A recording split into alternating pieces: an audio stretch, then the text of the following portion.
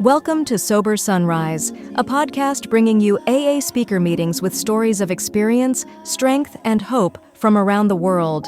We bring you several new speakers weekly, so be sure to subscribe. If you'd like to help us remain self-supporting, please visit our website at sober-sunrise.com. Before we begin today's speaker, a quick announcement. After months of work, we've released the new Sober Sunrise Companion app on the App Store. It includes the same daily Sober Sunrise speakers you already listen to, plus sober time tracking, daily pledges, favorite speakers, a support phone book for your sponsor and recovery circle, meeting tracking with reminders, and home screen widgets to help keep recovery close between meetings. We hope you'll give it a try. You can find the link in the episode description. Whether you join us in the morning or at night, there's nothing better than a sober sunrise. We hope that you enjoy today's speaker. It is with great pleasure that I take now to introduce our speaker for the evening, Jack Kay from Los Angeles.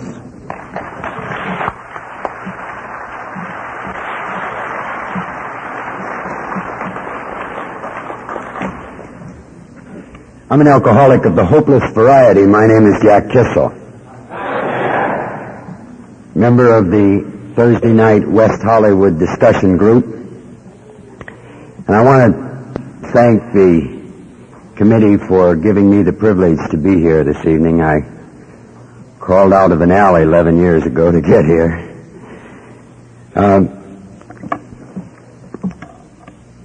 I have a statistically slightly different story than most of the members of Alcoholics Anonymous. 80% of us, according to statistics, had a period of time in their life when they were indistinguishable from social drinkers. Many of us that lasted a long time. I have one friend that got sober when he was 70, and he's now 82 and doing fine. And so most of us do have that period of time, varying in length. In my case, if I did any social drinking, it was for about an hour and a half one night in May in 1946, and that was the end of that. It just got off and running pretty fast. As it turns out, in retrospect, I was behaving like an alcoholic before I ever got to alcohol. I found that out after I got in here and started listening to people sharing their stories. I took my first geographic when I was 13, and I hadn't really done a lot of drinking yet. I stole a little wine as an altar boy and a few minor things, but nothing serious. But I had decided by then that my problem was my father, who was an alcoholic, and I decided in my devious and cunning fashion to run away from home without anybody knowing I was doing it. And if you're Irish Catholic in South Bend, Indiana, there is no more socially acceptable way to leave home than to go study to be a priest at Notre Dame. So that's what I did. And I got out there, and I was there about 6 months, and it dawned on me that I didn't feel any different than I had at home. At home, my earliest memory was feelings of being lonely, separate, different, angry, and afraid. And I was out there in the seminary about 6 months, and I discovered that I felt lonely, separate, different, angry, and afraid. I hadn't fixed it. And I realized I had made a terrible mistake, because my parents were very pleased that I was in the seminary. With their oldest son, a priest, they figured they had a free ticket to heaven. And so I faked it for 2 more years until I got up the courage to leave. And then I came home at 16, and I felt like a failure. I had failed God as I understood him at the time, and I failed myself in a little goal I had set for me, to become a priest. And then also I had canceled my parents' free ticket to heaven. So it was tough. The night after I got home, I was 16, it was May in 1946, some of the guys who had been in regular high school out of generosity and I imagine a certain degree of curiosity, invited me to go out with them. I think they wanted to see, what this was like, because for 2.5 years I'd been out there practicing 20 hours of silence a day from the ages of 14 through 16, trying not to think about girls, So we went out, 5 of us, and we didn't even buy a whole case of beer, so there wasn't a lot to drink. But that night that's when I did my 1.5 hours of social drinking. And then some of the symptoms of my disease developed that very first night. One of my symptoms is bad judgment. And if you're my size, belligerence is bad judgment, let me tell you. And I was belligerent that night and most nights thereafter. And in addition just to being belligerent, I also had the bad judgment to choose a guy to pick on particularly who had, while I was gone out there, he had become an all-state halfback. I didn't know that. And he beat me up that night 3 times because I didn't get the message the first 2 times. And then in that same evening I had what I now know to be an alcoholic rage. And then it took 3 guys to subdue old 5'5" and 120, because I just got maniacal. I wanted to kill somebody. And the 3 of them subdued me. And they got me in the back of a car and laid me on the floor, and 2 guys sat in the back seat and held me to the floor with their feet, and a 3rd one drove me home. And on the way home, I experienced a personality change. I just became warm and wonderful. And I started to cry, and I threw up on his floor. And they dragged me out of the car at my house and helped me up the front steps and leaned me against the front door of my house like a thing and pushed the doorbell and ran because they didn't want to deal with my father. And my father opened the door, and here was his oldest son, 16, ex-seminarian by 1 day, drunk, and Dad was a practicing alcoholic at the time. He did the only thing he knew how to do. He punched me out. That was my first night of serious drinking. And I loved it, man. I loved it. I never skipped a drink to the best of my ability for the next 24.5 years. I also, during that evening, 1 or 2 Al-Anons I know in the room, I experienced a phenomenon that many of us have gone through called a blackout. And since at least the Al-Anons have never experienced that, I think it's only fair that I tell you what it feels like. It's a period of time, at least in my case, ranging anywhere from a half an hour to 5 days, during which I was very active and not present. I mean, that's just how it felt. I had my first blackout that evening, and I also ran into a little phenomenon that I found many people very willing to do. They were able to fill me in on the 1.5 hours that I wasn't present for, I later on married somebody who was very good at doing that. It's a little game that many of us married alcoholics have played called, "Do you know what you did last night?" At first I used to say, "Of course I do," and then I knew that she knew, and so then I finally admitted that I didn't. And her program wasn't all that honest then either, because after a few years with me, she began to add things that I hadn't done. But I didn't know the difference, so I took the blame for all of it, And I had that experience that first night, and the next day there was a guy very willing to tell me what had gone on during the 1.5 hours when I had not been present. So that's how it started for me, and it didn't get any better. The price of my drinking went up rather rapidly. Like many of our fellowship, I loved the line that is often quoted at meetings during the 7th tradition when they say we have no dues or fees, because I know very well I've paid my dues. I paid them. When I was 17, after having been drinking for 6 months, I was at a coroner's inquest for involuntary manslaughter, and the price of my drinking went up very fast. I was acquitted of that charge. They didn't indict me, and the reason for that was that I lied. and the little girl who had been with me in the car lied. And the deputy sheriff, St. Joe County in Indiana, lied. And he perjured himself at that inquest because he was trying to give me a break.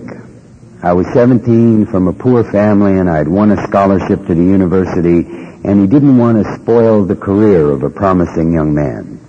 I was able in the course of my years of drinking to find a lot of people who would help me evade the responsibilities of my actions. People who would let me slide one more time, give me another chance. It happened numerous times in my drinking career, and it was always pretty much the same. I got out of that deal. I'd been in a blackout when the incident occurred. My mother woke me when I was 17 one morning and said, she said, "Jack, the man died, and they want to see you this afternoon at the courthouse." And it was a terrible experience for me. And when I was acquitted that afternoon, I celebrated by getting drunk. I didn't know what else to do. But I also made a vow. I said that this will never happen to me again. I am going to turn my life around. And I went out to the university with great ambition and high aspiration, determined that my life would be different from now on. That was just a bad break that I had to overcome. And that's when the Jekyll and Hyde part of my life began. Because I really did try when I went to school. I studied harder than I had before, and the one side of me, which the book refers to as the Jekyll aspect of this alcoholic, did pretty well. I won a national award for poetry. I got pretty well known on campus for legal extracurricular activities, and did okay. In those same 4 years, while I was relatively successful at school, I was also arrested for inciting a riot, for contributing to the delinquency of a minor. I attempted suicide in some fashion 3 times during my 40 years. They were not exactly attempts to do away with myself. Let me explain. What I was doing, those suicide efforts, were really vignettes that I would stage to show the world how badly the world was treating me, I give you one example. Is there was a time when we were driving back from Niles, Michigan, having closed the bars. They stayed open later over there. And the guy that was driving was going 85 miles an hour down the Dixie Highway, and I decided to throw myself out into traffic. And I threw open the passenger door and started to roll out into traffic slowly enough so that somebody could save me, I didn't want to get hurt. And that was the way my suicides were. So by the time I was about to graduate, I realized that there was something seriously the matter with me. I decided that it was psychiatric in nature, and with my devious alcoholic personality, what I did was decide that I needed psychiatric help, and I was going to get it without anybody knowing that I was doing it, including the psychiatrist. And the way I figured that out is I got myself drafted, and I had been an English major, nothing to do with medicine, and assigned to the medics, and then assigned to psychiatric social work, where I could be trained by the government at Fort Sam Houston in San Antonio in psychology so I could find out what the hell was the matter with me. And I went through that course successfully. I managed to be second in the class upon graduation, but I didn't learn what was the matter with me because other symptoms of my disease had developed. Channel hearing and tunnel vision. And when they got to that section, or training about alcoholism, I sat there in class and tuned them out. I just didn't hear that part. I knew whatever they had to teach about neurosis and psychosis and character disorders, but I skipped the part on alcoholism and just kept on going. By then I had added some other chemicals to my recipe. I started smoking grass long before it was a social movement. I added grass in 1953 to the booze. Eventually I added benzodrine to the grass and the booze, and then I added cocaine to the benzodrine and the grass and the booze, and then I added uppers and downers to the benzodrine and the cocaine and the grass and the booze, and then I added heroin to the cocaine and the uppers and the downers and the benzodrine and the cocaine and the grass and the booze, and then I added psychedelics for religious reasons. You know, isn't that why you did? If you could just get right with the cosmos, everything would be all right, you know. I got out there and wasn't sure I was ever going to come back. But in 1953, behaving like that and drinking and smoking my brains out to oblivion every night. In fact, that was my cocktail. Here's to oblivion, boom. And that was my condition. And for a year and a half in that condition, every morning I went out to Fort Ord, California and counseled neurotics. And, you know, oddly enough, I was some help to some of those people. As long as their problem wasn't booze, I mean, I had learned a little bit about the other things, and I would help them and listen to them, and I cared about them, and I really did try. If their problem happened to be drinking, I would listen carefully and say, I don't see your problem. I drink more than that, you know. So that's how that was. So when I got out of the Army, I realized that California psychology and discipline had not helped me. And so I diagnosed my problem again. I decided that it wasn't psychiatric in nature. My real problem, I then discovered, was that I was just too capricious, too free-spirited, too wild, too sensitive for this world. And I figured that I prescribed for me that what I needed was some stability. So I went to New York City, and a month after I got there, I found a good woman. And she had a little 3-year-old girl by a previous marriage, and that fitted my prescription exactly. See, it was an instant family, and that would give me responsibility. And then I would settle down, and everything would be all right. And that's when Jean got hooked into my disease. Now, my wife is here, and she's been with me for 28 years, and she is not an alcoholic. I know that. It almost killed me to find it out. I was able to see that she was a little unusual very soon after we met. I took her with me one night, I don't think we were together a month, to a party, and she did the strangest thing. We went to this party, and we weren't there a half an hour, and Jean forgot where her drink was. Man, I never did that in my entire life. I knew where your drink was. I thought that was a little strange of her, you know. And then, later on, I think it was the same evening, she said the darndest, I said to her, I just happened to be going to the bar. Do you want another drink? And she said, no, I've had enough. There isn't enough. If the Pacific Ocean were Kentucky bourbon, I would worry about evaporation. You know, there ain't enough. I thought, what a strange thing to say. So I got my own drink, and I think probably even that same evening, I also, later on, I said, I happen to be going back to the bar. Do you want a drink? And she said, no, I don't want one. Well, I knew she was lying. But I admired her self-control. I really impressed me. In fact, it is one of the reasons that I have been able to discover how my self-esteem began to slip.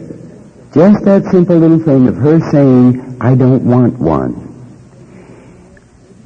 Dr. Silkworth, in the doctor's opinion, states as the unifying characteristic of all alcoholics is the fact that when they take a drink, they want another one. That's all. It is not your rap sheet. It's not your list of jobs, number of marriages, how many jails or mental institutions. The unifying thing that all alcoholics have in common is that when I or they, us, when we take a drink, we want another one. Now, I've known some people who were able to take a drink or two and not take another one. That doesn't make them non-alcoholics. That's why I believe Dr. Silkworth also said it was a self-diagnostic disease. Only I know if, when I take a drink, I want another one. Well, I figured she was lying, because I didn't know until I was sober 3 or 4 months and Jean was in Al-Anon. It never dawned on me that her self-control, that wonderful strength of character that she had exhibited to me all those years, when she was able to refrain from having a 12th drink, wasn't really all that admirable. I discovered when I was about 3 or 4 months sober that when my wife takes a drink, it just lays there. It doesn't do much for her. Now, when I take a drink, there is a soft explosion inside of me, cools me off, mellows me out, and indicates to me that everything is going to be all right. Right after that, things generally turn to poo-poo. But I don't care by then, And I figured that she had this marvelous self-restraint. And I admired her secretly. I admired her tremendously. And my self-esteem continued to erode as she was able to exhibit this willpower, And it's hard to live like that. It's not easy. And she didn't stay quite as understanding as she had been in the early days. Because soon after we'd been together a little while, instead of saying, I've had enough, she used to add, and you've had enough. I don't want to hear that. I'll be the decider of that. And I was never apologetic about my drinking. I never have been. In fact, she'd say to me, you've had enough, and I'd say, well, I don't know what you're talking about. And she said, well, you're drunk. And I said, yeah, but I'm still conscious, And if I pass out and you're a friend of mine, wake me up and pour me one, I don't want to miss the party. So I never did apologize, even when things got a lot worse. And denial, as you know, is one of our symptoms, but it's one of theirs, too. She was marvelous at denial. After a while, I think she was better at denial than I. I remember an incident one time, I think it was when we were in Ohio, I drove up onto the front lawn about 2:30 in the morning and fell out of the car, and I crawled across the front lawn up the front steps, and I was able to locate the front door key, and then I couldn't find the front door. And she threw it open and looked down at me and said, have you been drinking? I looked up at her and said, God, I hope so, Have you been breathing? I've been drinking. Come on. What else do you want to talk about? So I did never apologize for my drinking. I don't want to lead you to the idea that I never apologized. I apologized all the time. I began apologizing early on. I was apologizing to that judge at 17. I apologized for my behavior constantly, over and over. I apologized to judges, to jailers, to policemen, to my wife, to my mother, to my father, to my children, to a variety of bosses and boards of directors and everybody I could. Eventually, just before I got to AA, I was apologizing to total strangers on the street. Somebody passed me by and I'd say, I'm sorry, and I was. I was sorry to be occupying your world. I was sorry to be breathing your air. I didn't belong here. I couldn't find where I did, but it wasn't here. And so I just stumbled around apologizing because I didn't belong.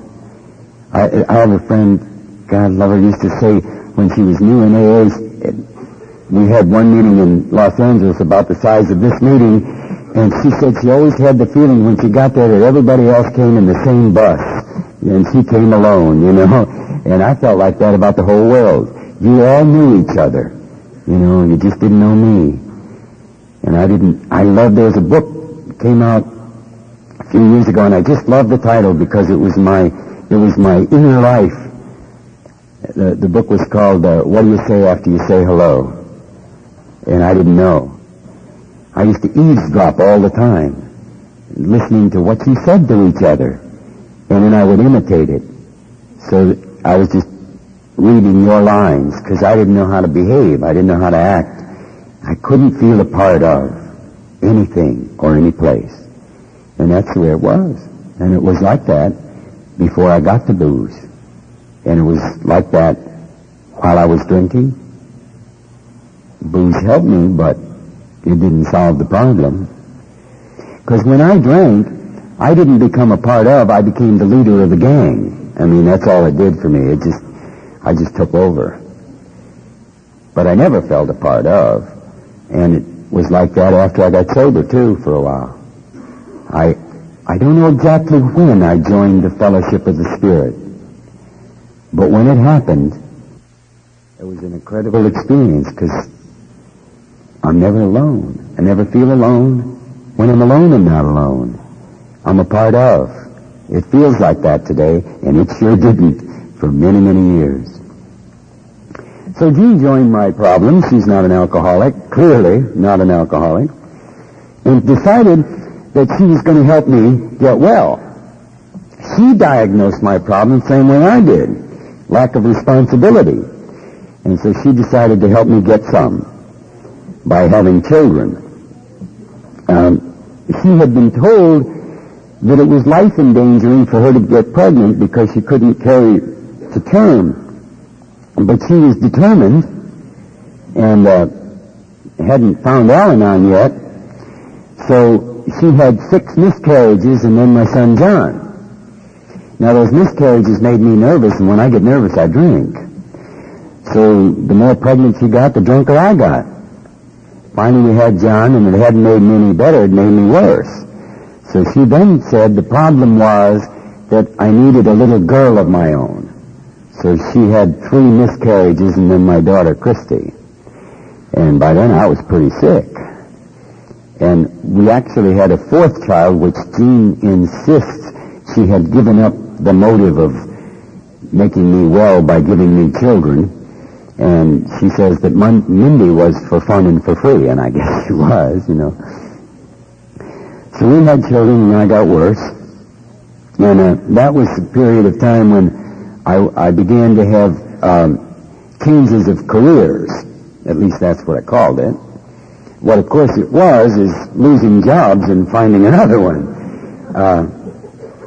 But for a long while, I masqueraded that from everybody, including me, because it looked like I was just changing careers. I went from an unemployed actor in New York to an employed high school teacher. And I had a lot of trouble in New York City, and so when we moved to New Rochelle for me to take over as a high school teacher, I went there with great ambition and high aspiration, determined to turn my life around. And I got to be the most popular teacher in that school, especially with this one little group because I was their connection. But I'm talking about the general population, too. But other symptoms of my disease had developed by then. Defiance and rebellion. Don't tell me what to do. You know, I just can't follow your rules. And so I had become defiant and arrogant and rebellious. And at the end of 3 years at that school, you're supposed to have a master's degree or you can't stay to get tenure.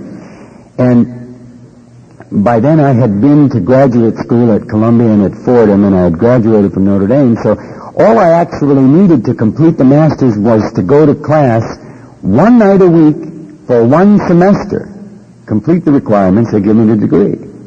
And I wouldn't do it. I figured to hell with them. If they want me so badly, just change the rules. That's all you got to do. Now, by then, another one of the symptoms of my disease had developed. I didn't recognize it, of course, then, but have found out since I've been sober. See, lack of power is my dilemma. And in the course of my drinking, that lack of power began to exert itself in me, and I began to look for power. I began to try to exert power. And in that instance, I set myself against the Board of Education at New Rochelle, New York. And I was determined to bring that Board of Education to its knees. And I organized the kids in the high school, and they picketed on my behalf. And the PTA petitioned the board on my behalf. And the local newspaper ran a banner headline editorial attacking the Board of Education for its decision to let me go. And they decided to stick to the rules and drop me. I couldn't believe it. I lost that battle. I couldn't believe it. So we had to move on and left that job. Next thing I decided to do was form a regional theater with an ex-movie star. I noticed at the time that she didn't drink. I thought that was kind of strange. I didn't usually trust people that didn't drink. But I needed her power and influence, so I brought her along. I've talked to her recently. She hasn't had a drink for about 25 years, but I didn't know that then. And so she and I got together and picked a board of directors and set out to form a professional repertory theater. We raised $85,000 in the first year and never did a play. There is another name for that. Fortunately for me, the board of directors that I had handpicked never did trust me, and so they kept the money in escrow that had been contributed to us, and at the end of the year they fired me, disbanded the theater, and gave the money back. Or I would probably have found you under different circumstances, you know. So I was out of the job, I didn't know what to do, and I by then had diagnosed my problem a little differently. I now realized that my problem was that I had too much responsibility. Those 4 children and that wife, I mean, it was too much and I needed to get rid of them. So I had decided to abandon my wife and children without anybody knowing I was doing it. And so the way I did that was get a job in Ohio, and I told Gene that I would go out there ahead of time and get things squared away and find a place to live and so on, and I'd send for them, and I never intended to see him again. And interesting thing about that is, years later when we both got to the program, we discovered that she had decided to leave me and didn't tell me either. We abandoned each other forever without telling each other. Shows you how good our communication was. I went out to Ohio. It was the first time in my life, I was 33, that I'd ever had the opportunity to drink without somebody looking over my shoulder. You know, my mother, my father, the college, the army, my wife, the kids. And now I was alone, and I could drink like I had always intended, like a gentleman. And at the end of 6 weeks, I was dying. So I called my wife in New York. Now, I'd already learned how to manipulate her perfectly. If you ever decide you want to go back to manipulating your wife, and she's been with you any length of time and needs the program of Al-Anon and hasn't gotten there yet, I'll tell you how to do it. It only takes 3 words. I called her, and I said those 3 powerful words I know. I said, I need you. She sold the furniture, packed up the 4 kids and the dog, and came out to Ohio to take care of me. Now, I was really grateful that they were coming back. I mean, they didn't know it, but I had abandoned them forever 6 weeks ago, you know. And so I was relieved and delighted they were coming back. And I tell this little incident so that I won't forget it. It's not a dramatic thing particularly, but it exemplifies for me what booze did to me so much of my life. I was delighted that family of mine were returning. And I had found a beautiful house for us and had rented it, and I put flowers in every room. I've always been a little grandiose. And got all dressed up and went very early so that I could meet them at the train. And I stopped at the Milano Club for lunch. Yeah, you got it. I went in there and I had a little cocktail before lunch, every gentleman does. And there was a guy there that I knew, and he bought me a drink, and I bought him one. And then another fella came in, and he bought a round, and then I bought a round, and another guy bought a round. And before you know it, the conversation became so engrossing that I forgot to meet my family at the train station. Now, I meant to be there, just as I had intended to be at the birth of each of my 3 children. I never was, but I meant to be. It's just that those births made me nervous, and when I get nervous, I drink. And then I don't know what I'm going to do. So somewhere in the middle of the afternoon, I suddenly said, "What time is it?" I said, "Well, it's about 3 o'clock." I said, "Oh, my God."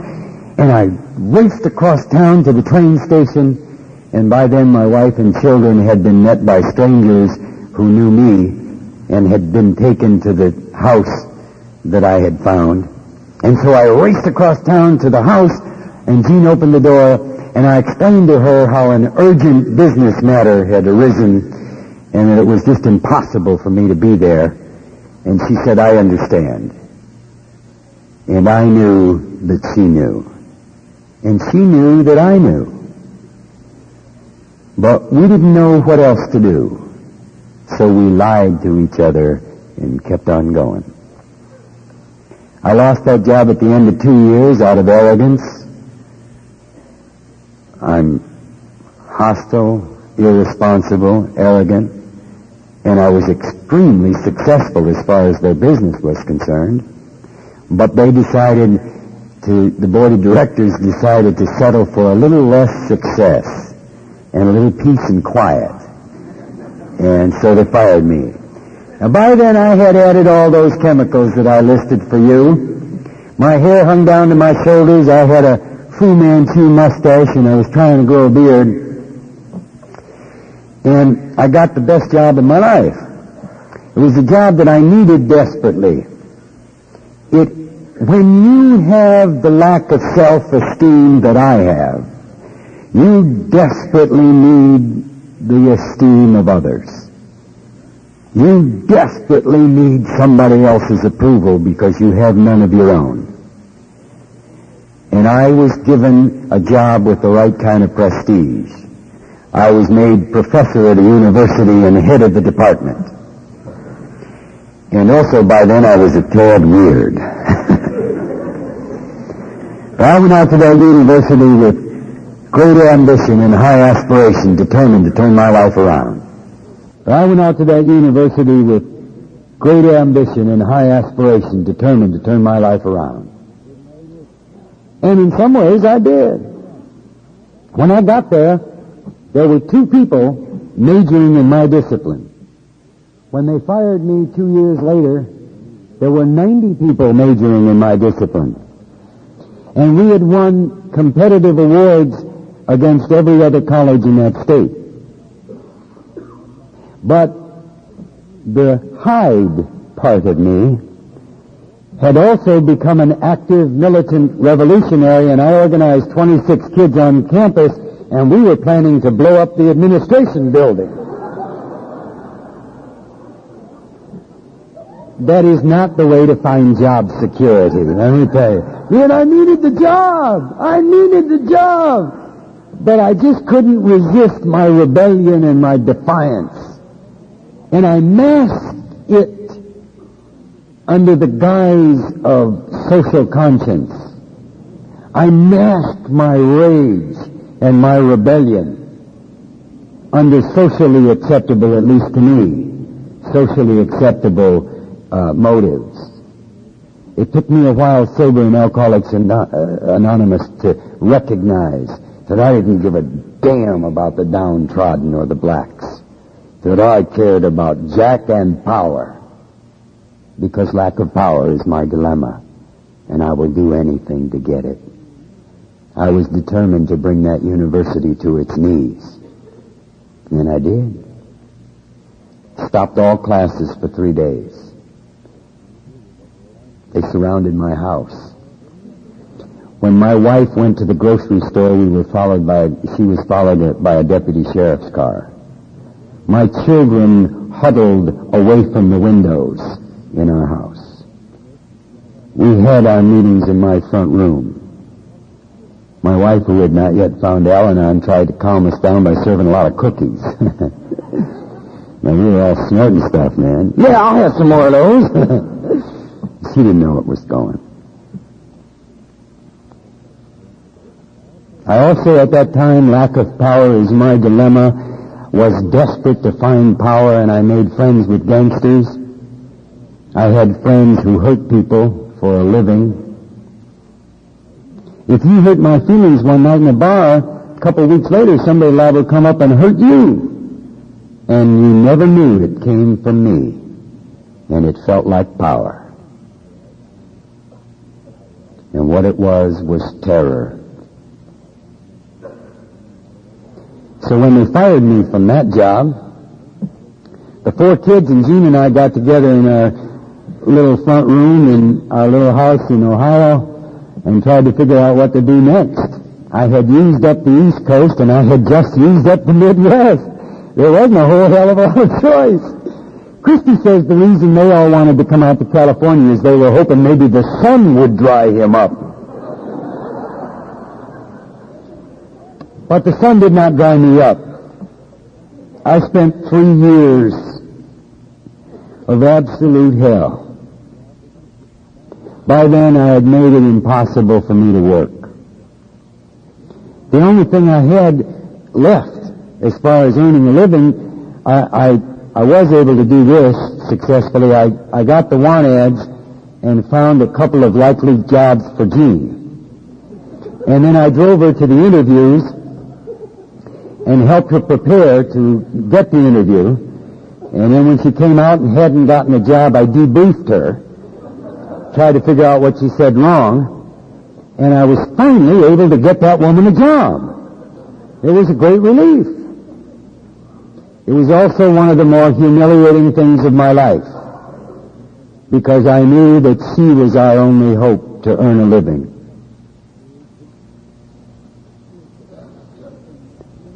And then it began for me. The end of my road was 3 years of hell. I like to remember before those 3 years the little ugly things, the little humiliating things that I don't want repeated in my life. I like to remember when I was 18 years old and I was treated like a hero at our house, at home, because I had saved the house from burning down. What they didn't know, of course, was the mattress fire that I put out, I started. Passed out with a lit cigarette in my hand. Woke up to a burning couch in it and dragged it out. I don't want to forget the humiliation of knowing the truth. I don't want to forget my wedding night. We had a very romantic time a couple of weeks ago that I'll get a chance to tell you about in a little bit, but our wedding night was culminated by my throwing up on her at just the wrong time, right? There's romance for you. I don't want to forget the humiliation. I don't want to forget it.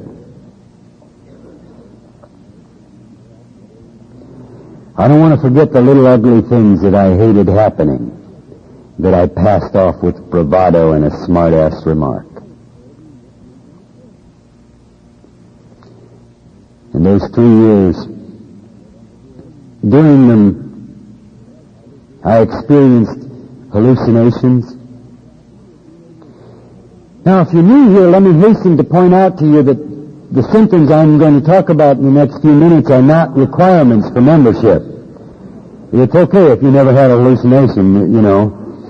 You don't have to go out there and try it.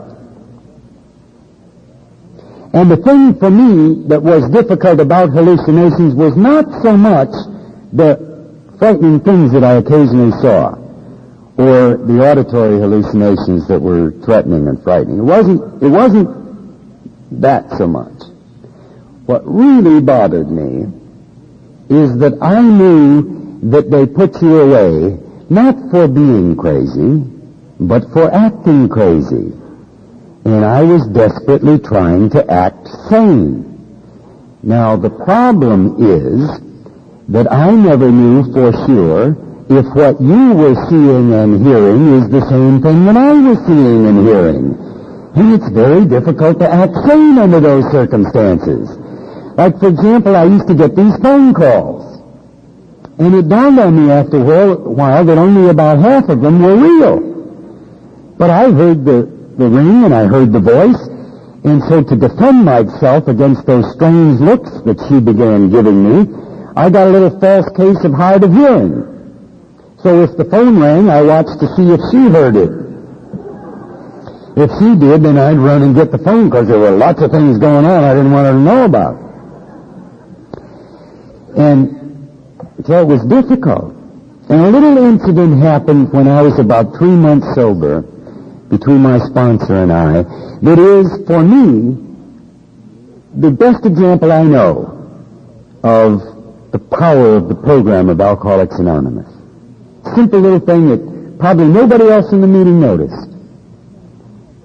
I was sitting next to my sponsor, and a huge black bug came flying right at me, and then darted between my sponsor and I, and we ended up looking at each other.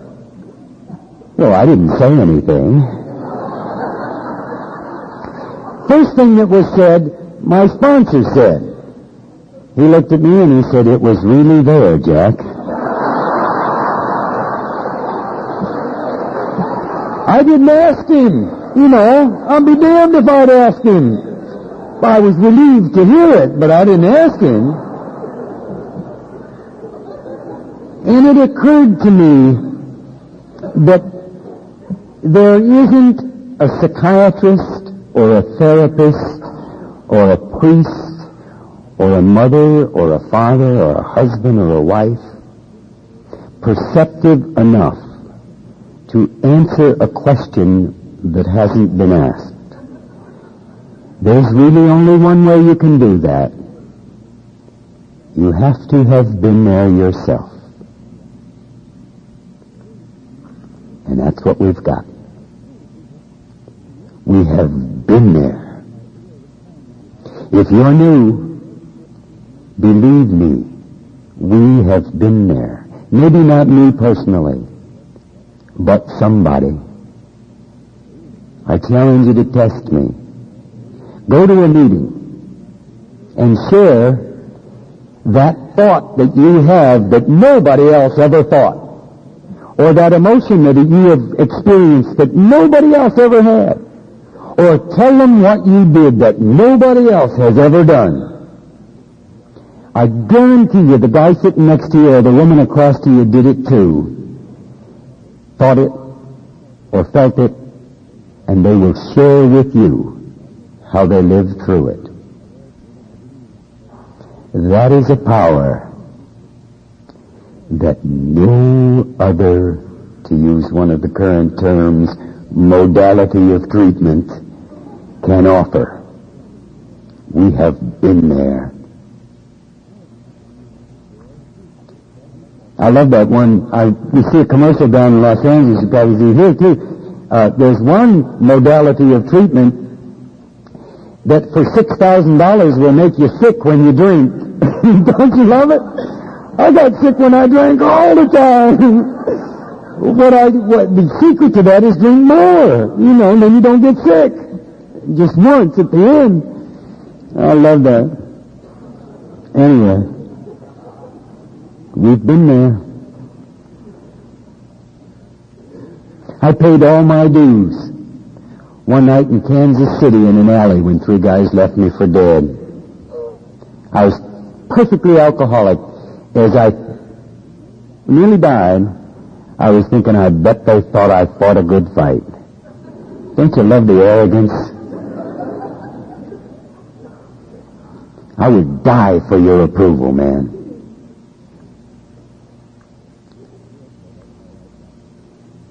During those 2 years I talk about,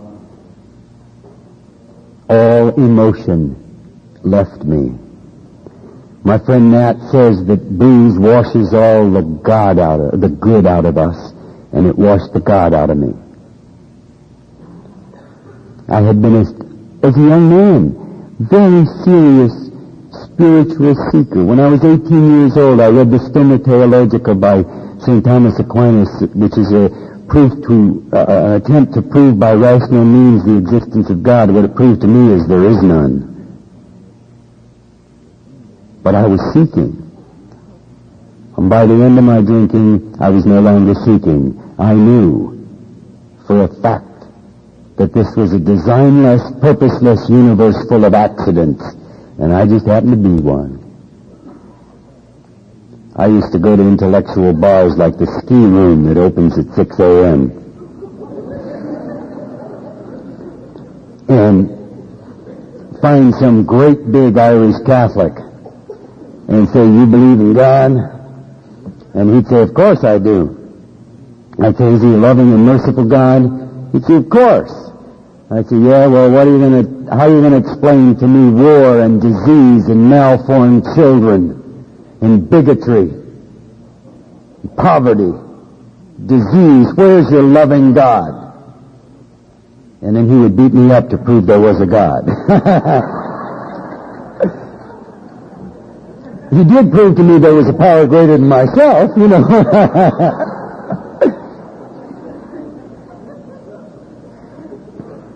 I was an antagonistic intellectual atheist when I found you.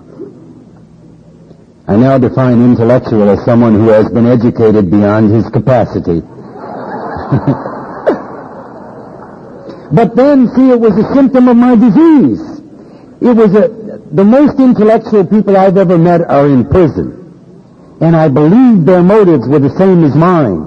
If I could just figure out the nature of the cosmos of the human psyche, then maybe I could get some control and live my life. And I couldn't figure it out. And I kept seeking. And I couldn't find it. And so I drank and used and abused. And pretty soon, as I say, all the emotion had left me. The only emotion I felt for about a year or so before I got sober was contempt. I had nothing but contempt for you, for me, for every idea, ideal, or institution. There were no exceptions. But for my 4 children. In my drunken, irresponsible, maudlin Irish fashion, I love my kids. And one night early in June in 1971, my 4 children, the youngest was 7, the oldest was 20, got together in the front room of my house. And they told me they didn't love me. They said they didn't love me, they didn't want me, and they didn't need me. And somewhere in our literature, spirituality is described as being loved, wanted, and needed. And on that night, my alcoholism had successfully made it possible for nobody on the face of this earth to love, want, or need me. I felt lonely, separate, different, angry, and afraid. What else is new? And I stood outside the front door of that little house with a suitcase that my kids had packed for me. They told me to get out of their lives. They begged me to leave their mother alone. I was killing her. And I stood out there with my suitcase and felt contempt for my children. After all I had done for them. And I got drunk. What else do you do? I didn't know what else to do. And I drank that day, and I drank that night. And then I called my wife, and I begged her like a child. I was 40 then, to take me back and give me another chance. She'd been giving me 17 years of other chances. I had humiliated her and hurt her in every way I knew possible. And she gave me another chance. So I came home. And I drank that day and I drank that night. And then I picked a fight with her so I could get out to the bars. And I got to my little favorite bar there where I always got my mail. I was supposed to call me there first and then see if I was home. My wife used to say, I'd come home at 3 o'clock in the morning and she'd say, well, why did you come home? I said, this is the only place open. So I went to my little bar and I picked up a little girl about the age of my oldest daughter. And by the route we were taking, apparently we were going back to my house. I think I was going to introduce my wife to her replacement. I was a nice guy. I didn't get there, though, because I got arrested again. Now, I've been arrested a lot of times before, but I have to tell you that that particular arrest was a bum rap. It was a false, phony arrest. Never should have happened. Really, I'm serious. No, I mean, it shouldn't have been. Well, all that happened was that my extreme caution while driving drew the attention of the heat to me that night. I sat through 3 green lights waiting for the right one. They thought that was strange. They pulled me over and they busted me. Now, I had been searching through varieties of religions, philosophies, psychedelics. I used to do acid, mescaline, psilocybin, then get stoned and then get drunk for religious reasons. And I never could figure out what was wrong with me. And those 2 young members of the LAPD were able to figure it out on first glance. They arrested me for drunk, which is what I was and what I am. Now, I hope you like the suit that I wore tonight. Can I have a hand for the suit? Thank you. Because I was not dressed then the way I am tonight. I looked a little different. My eyes were sunk deep in my head. I saw those eyes yesterday when I went to court for a baby of mine who had 2.5 years of sobriety and decided he could get away with a little grass, and then decided he would sell a little, and then decided he needed to rob to get some more. And he's been in jail a month. And I sat in court and watched him set the trial date. And his eyes were sunk in his head. He was scared. He was feeling lonely, separate, different, angry, and afraid. I knew those eyes. They were mine in 1971. My hair hung down to my shoulders. I was wearing a Fu Manchu mustache, flounce shirts, brocade bells, and a shoulder bag. Honey, I was hip. Proudest moment of my life was a few weeks earlier than that when I was standing in a corner in San Francisco, stoned to my eyeballs, and some dude drove by and said, "Are you the heroin man?" I said, "No, he's on the next corner, baby."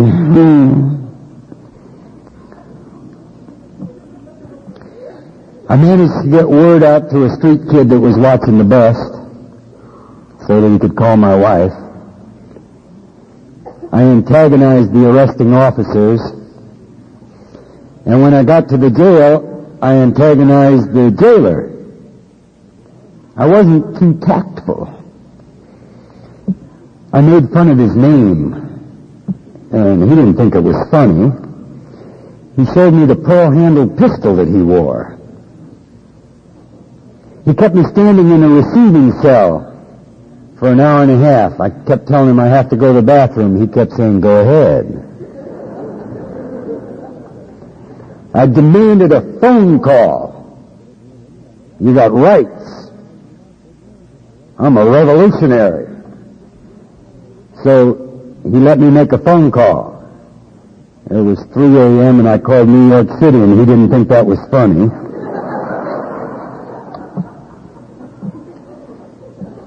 So when my wife, who didn't know any better, came down to bail me out, he lost me. They had a little argument out there in the front of the jail. She said, I'm here to bail out my husband, Jack Kissel. She said, he's here, and he said, no, I don't think he's in this jail. She said, no, I know he's here. One of the, she didn't know how to describe my friends. One of those people told me that he's here. He said, lady, I don't think he's in this jail. She said, yes, he's here. That's his purse.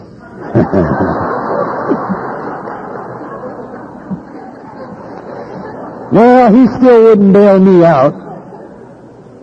He sent her home. By then it was about 4:30, and he gave me a kick out at 5:30. That night in that jail was the ugliest night of my life. I felt abandoned, hopeless, incomprehensible demoralization. I watched a boy get raped in that drunk cell that night and couldn't do anything about it and didn't really give a damn. And I stared through the bars in a desperate effort to take a vacation, to blank out my mind, to empty my mind. It is my belief that that night in that jail cell, for an instant, I emptied of myself, of me, long enough to start the process. There is no better explanation for me. The next morning, he gave me a kick out at 5:30, and I called my wife. We had one of our usual conversations. I said, where the hell were you? She said, I was there. I'll come right down and pick you up. And I said, don't bother, I'll walk, and I hung up on her. I don't know why I called her. I guess just to make her feel bad. And I stumbled and staggered, stopped on the way to get well. And when I got home, it was 8 o'clock, and Jean said that the kids were right. I never should have let you back, and I won't again. Be gone by noon. And if you're here when I get home at noon, I will have you ejected. And she went to work. And I felt lonely, separate, different, angry, and afraid. I reached under the kitchen sink and got a bottle of white wine, and I smoked a little boo and drank my wine and passed out on the bed. Nothing else is new. Jean went to work, and for the first time in 17 years, a new thought occurred to her, and she grabbed the telephone book and looked up alcoholism. And she talked to a woman and told her a little bit about what we laughingly called our relationship. And the woman said, it sounds to me like you're married not to a crazy man or even to a rotten son of a bitch. It sounds to me like you're married to a man with a disease. A physiological, pharmacological, diagnosable disease for which there is help. And told her what to do. And Jean came home, and I was lying on the bed, not bothering anybody.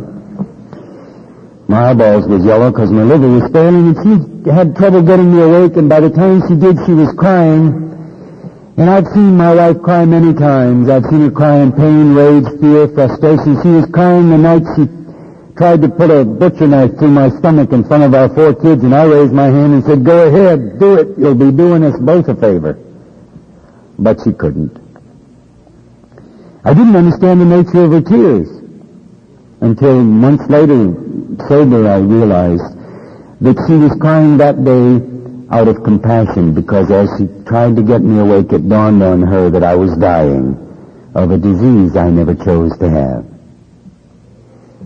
And she blurted out what they had told her to say.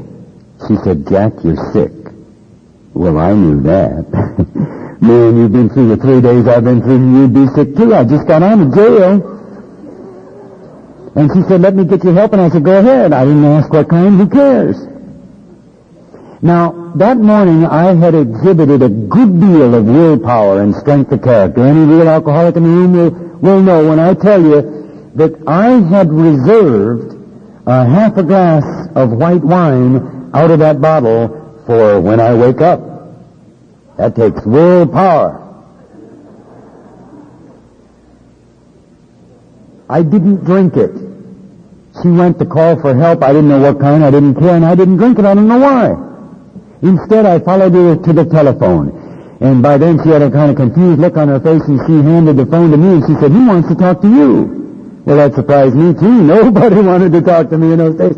I grabbed that phone, and this guy said, "Hi, my name is Bud. I'm an alcoholic. Can I help you?"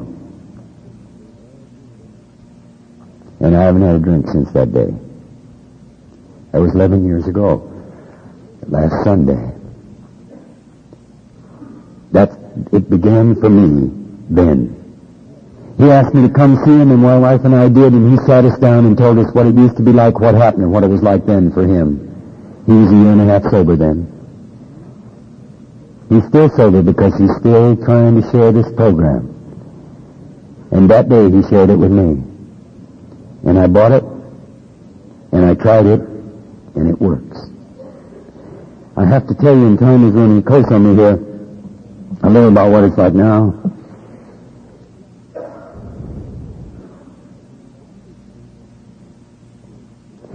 I guess the best way I can tell you some of the many beautiful things that have happened to us has to do with my son and there are stories for each of my 3 girls, but I'll just tell you this one because it's current. When I got sober, my son was 12 and he's not an alcoholic. But my disease had damaged him a lot. He was a seclusive, reclusive, compulsive thief. He used to lock himself in his bedroom and then lock himself in his closet and then climb up on a shelf and cover himself with a blanket when he was 12.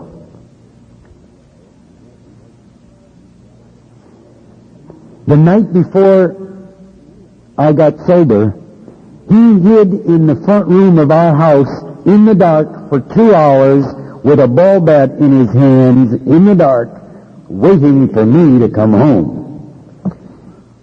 Fortunately for me, I got arrested that night. I was a year and a half sober before he could stay in the same room with me comfortably. When Jean went to Al-Anon and I went to AA, we became a team for the first time in our lives, and one of the first things we ever did as a team was send our kids to Alateen, whether they liked it or not. And John didn't like it, but we made him go, and then he came to like it.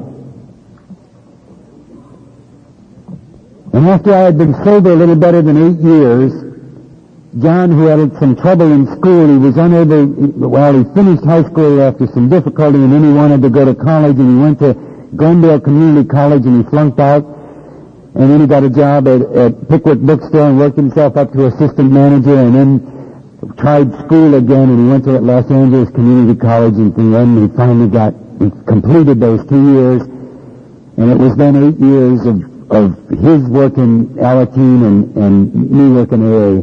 And as a gift to me, my son came to me and said, I know it's not possible, but if it were, I would go to Notre Dame the way you did. And there are things that happen in our sobriety that newcomers call coincidence, and some of the more elegant writers are calling synchronicity. Most of us call it miracle. One of those coincidences, my mother still lives in South Bend, and she had sent me a little clipping about my friend, my best friend in the seminary when I was 14. And he had gone on to become a priest, And this little newspaper clipping announced that he had been made Assistant Provincial of the Holy Cross Order. That's number 2 man in the organization that owns and runs Notre Dame. So after 33 years of not talking to him, I called him. His name happens to be Jack, too, and he was delighted to hear from me. He said, "Gee, what have you been up to all these years?" Well, I didn't go into a lot of detail. What I said to him is, I guess the most significant thing is that I've been sober in Alcoholics Anonymous 8 years. And he said, "Gee, that's great. I've been sober 10 years.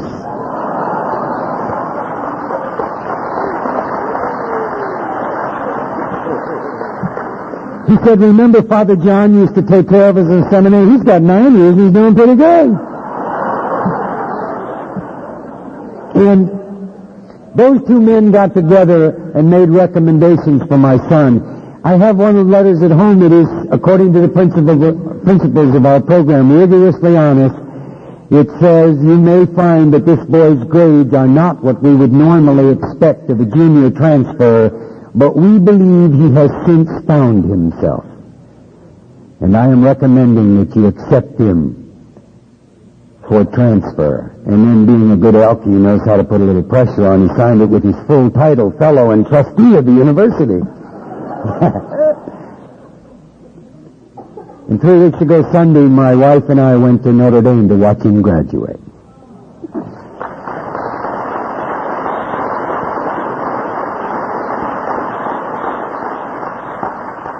"30 years after I had graduated from there, my friend Jack and I went to an AA meeting, and Father John led it."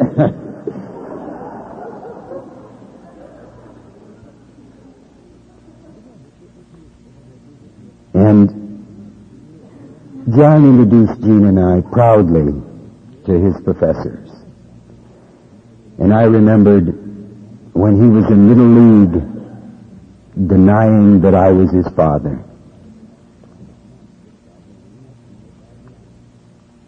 By the grace of God and this program, gifts like that have come to me.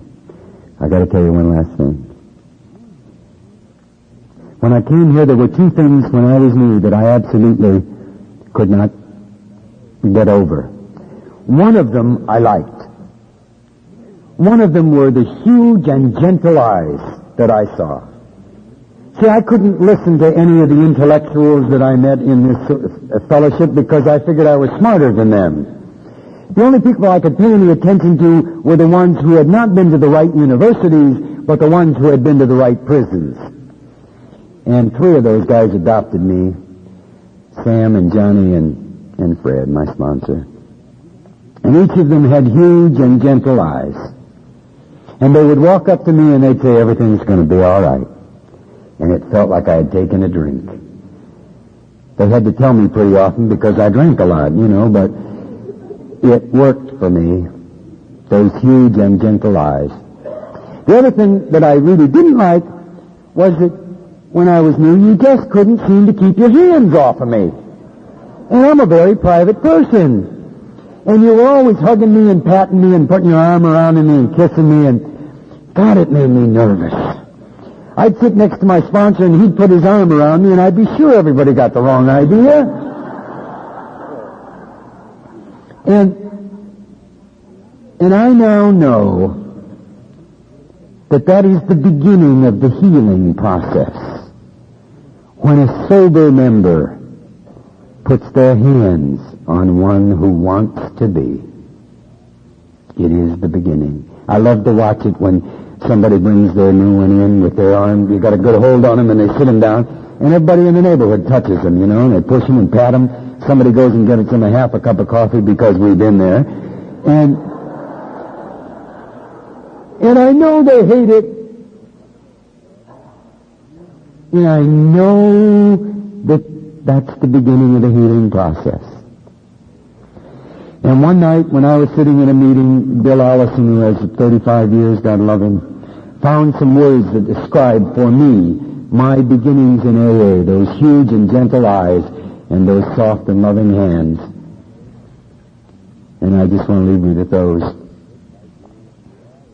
They are, through the hands of such as these.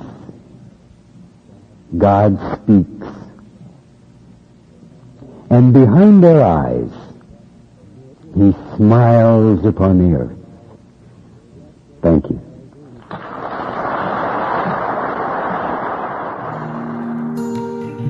Thank you for listening to Sober Sunrise. If you enjoyed today's episode, please give it a thumbs up as it will help share the message. Until next time, have a great day.